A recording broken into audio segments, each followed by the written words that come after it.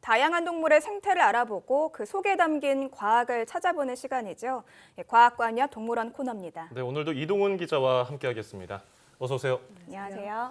네, 오늘은 친구랑 같이 나왔네요. 네, 장 앵커가 항상 제 사무실 책상 네. 위에 인형이 가득 놓여 있다고 하셨는데 그 중에 한 친구입니다. 네. 어떤 동물인지 아시겠죠? 그러니까요. 오늘 아침에 이동훈 기자 책상을 봤는데 항상 얘가 머리를 내밀고 있거든요. 빼고. 근데 안 보여서 어디 갔나 했더니 여기 와 여기 나와 우리 있습니다. 그 코너 소개할 때 영상에도 나오는 그 네, 친구잖아요. 맞습니다. 마침 오늘 이야기 나눠볼 주인공이 이 펭귄이라서 네. 같이 한번 나와봤는데요. 이번에는 이제 이 인형 말고 진짜 펭귄을 한번 영상으로 만나보시죠. 네.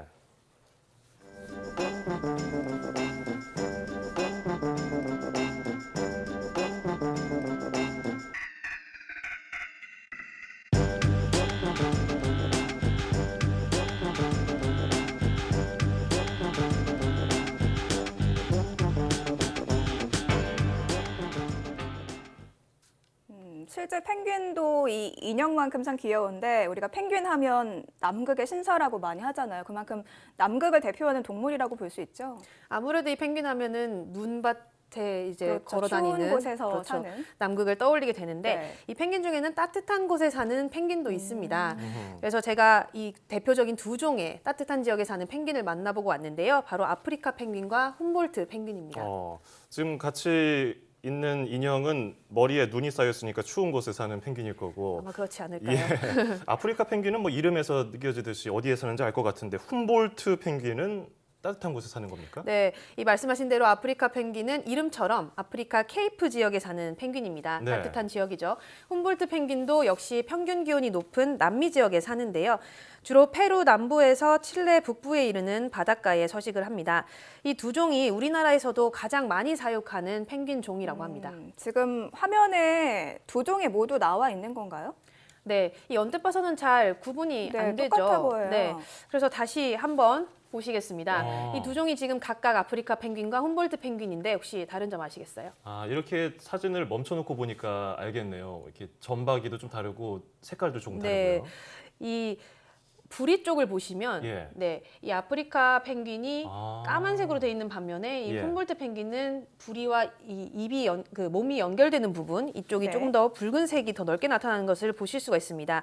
사실 그 외에는 크게 생김새가 다르지는 않고요. 크기로 보면은 이 훔볼트 펭귄보다 아프리카 펭귄이 조금 작은 정도로 음흠. 차이가 납니다. 그러면 이 두 펭귄은 이름이 어떻게 붙여진 거예요? 뭐 사는 지역에 따라서 붙여진 건가요? 그렇죠. 뭐 아프리카 펭귄은 사는 곳을 따라서 뭐 케이프 펭귄 이렇게 불리기도 하고요. 네. 또 자카스 펭귄이라는 이름도 있습니다. 자카스라는 말이 수탉나귀라는 뜻인데요.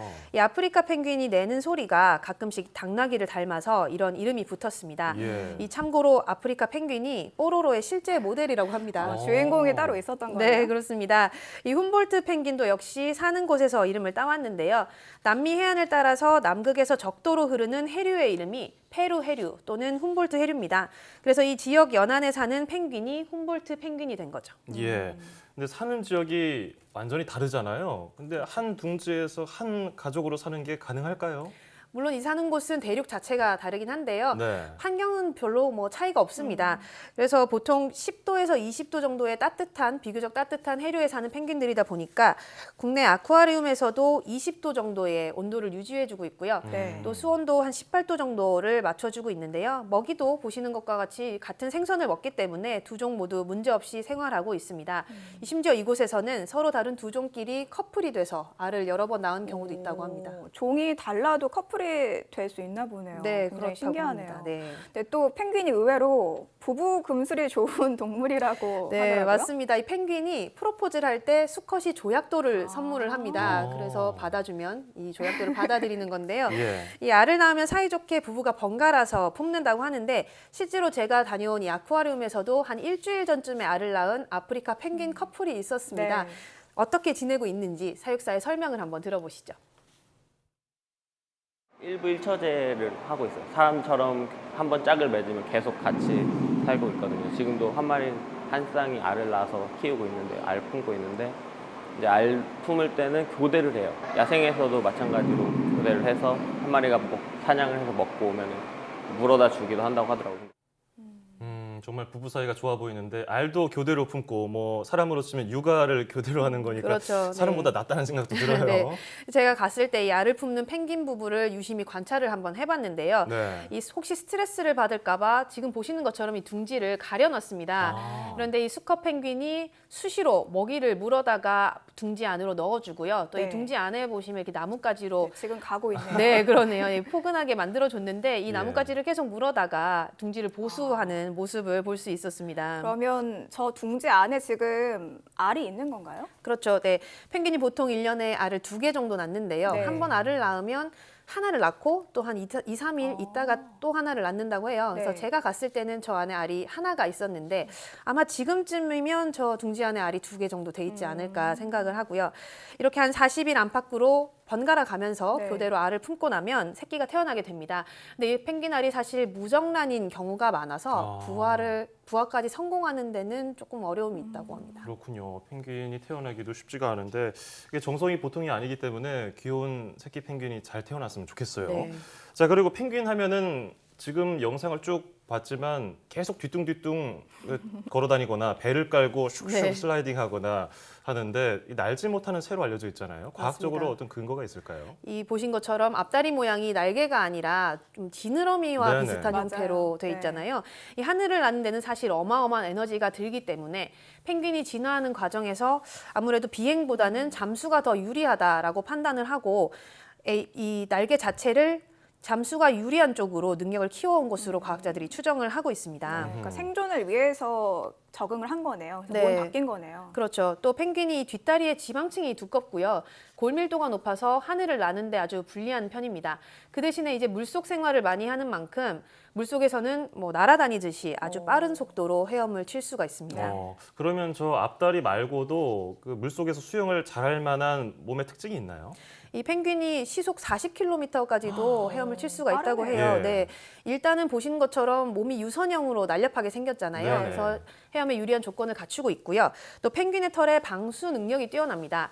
이 꼬리 쪽에 기름샘이 있는데요. 여기서 나오는 기름을 부리로 수시로 묻혀서 털에 네. 바르게 됩니다. 아. 지금 보시는 것처럼 저런 행동을 계속해서 하는데 이것이 이제 방수 기능을 유지하기 위한 행동이고요.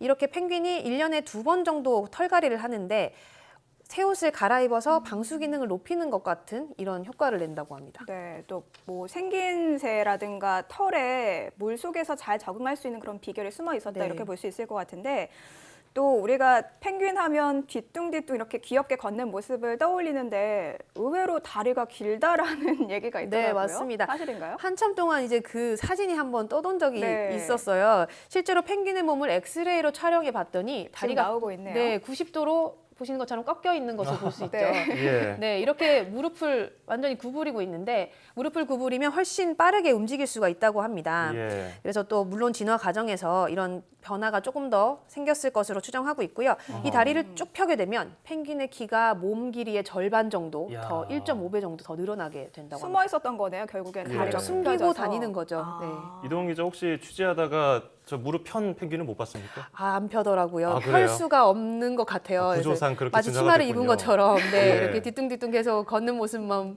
봤습니다. 저는. 예. 펭귄은 사실 롱다리일 수도 있겠군요. 네. 엑스레이 보니까 참 신기합니다. 근데 펭귄 하면은 뭐 따뜻한 곳에 사는 펭귄도 있지만 뭐니 해도 방송에서도 많이 나오는 남극 펭귄 아니겠습니까? 그렇죠. 네, 우리가 흔히 아는 펭귄이 이 남극 펭귄이고요. 네. 특히 이제 이 중에서도 가장 멋진 모습이 황제 펭귄입니다. 이 황제 펭귄은 펭귄 중에서도 몸집이 가장 큰 펭귄입니다. 그러네요. 네. 굉장히 앞서 본 펭귄보다 좀 거대해 보이네요. 그렇죠. 이 아프리카 펭귄의 한 4배 정도에 달하고요. 네. 특히 이제 극지방에 살기 때문에 황제 펭귄은 차가운 물 속에서 중요하지 않은 신체 기관을 스스로 멈출 수 있다고 합니다. 네. 또 몸속의 물질 대사의 정도도 낮출 수가 있는데요. 얼음 위에서 체온을 보존하기 위해서 발에 있는 동맥과 정맥이 서로 열을 교환하면서 몸의 온도도 유지한다고 합니다. 결국에는 그 환경 변화에 적응하고 살아남기 위해서 정말 노력을 거듭하고 있는 모습을 볼 수 있는 건데 요즘에 기후 변화가 굉장히 좀 심각한 문제잖아요. 그래서 남극의 빙하가 녹고 있다 이런 뉴스도 저희가 많이 전해드렸는데 이 황제 펭귄도 그런 기후 변화에 적응하려면 좀 쉽지 않을 것 같아요. 네, 역시 남극에서도 이 펭귄들이 기후변화의 피해를 입고 네. 있는데요. 지난해에 이 남극에 사는 아델리 펭귄 15만 마리가 떼죽음을 당했다라는 연구 아. 결과가 나온 적이 있습니다. 네. 예. 이 펭귄들이 먹이를 먹으려면 바다에 가서 물고기를 잡아야 되는데 떠내려온 빙산이 바다로 가는 길을 막는 바람에 이 펭귄들이 폐사했다 집단으로 먹이를 못 찾아서. 그렇죠. 네. 이제 가려면 수백 킬로미터를 돌아가야 되니까 네. 바다로 가지 못해 죽었다라는 연구 결과가 나온 적이 있습니다. 네. 실제로 이렇게 남극의 온난화로 인해서 일부 펭귄 종의 수가 줄어들고 있기도 한데요. 전문가들은 이 기후 변화로 지금처럼 먹이가 줄어든다면 2100년에 황제 펭귄의 99%가 사라질 아. 것이라고 추정하기도 있습니다. 거의 대다수가 멸종 수준이네요. 멸종이 그렇죠. 되는 네, 거예요.